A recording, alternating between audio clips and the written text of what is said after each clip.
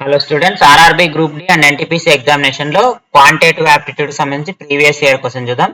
A car is travelling at speed of 81 kilometre per hour. 81 kilometre per hour అంటే speed మనకి ఇచ్చేసాడు 81 kilometre per hour.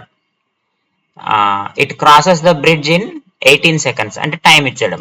Time 18 seconds. Time seconds లో ఇచ్చాడు కాబట్టి దీన్ని ఏం చేయాలి మనము 5/18 తో మల్టిప్లై చేసుకుంటే మీటర్ పర్ సెకండ్స్ లోకి వస్తుంది.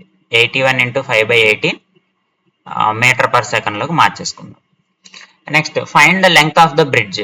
బ్రిడ్జ్ యొక్క లెంగ్త్ కనుక్కోమన్నాడు. Given length of the car ఇచ్చాడు 2 మీటర్స్. ఎప్పుడైతే మనకి కార్ లెంగ్త్ ఇచ్చాడో టోటల్ లెంగ్త్ ఎంత అవుతుందంటే car length plus bridge length అవుతుంది. సో బ్రిడ్జ్ లెంగ్త్ డి అనుకుందాము, కార్ లెంగ్త్ 2. సో కాబట్టి టోటల్ లెంగ్త్ ఎంత అంటే d+2 అవుతుంది. సో మనం డి ఫైండ్ అవుట్ చేయాలి. బట్ మనకు తెలిసి speed is equal to distance by time. మనం ఏం కనుక్కోవాలా? డిస్టెన్స్ కనుక్కోవాలా. కానీ ఇక్కడ డి ప్లస్ లో మనం ఏం రాసుకోవాలా? 2 + d రాసుకోవాలా.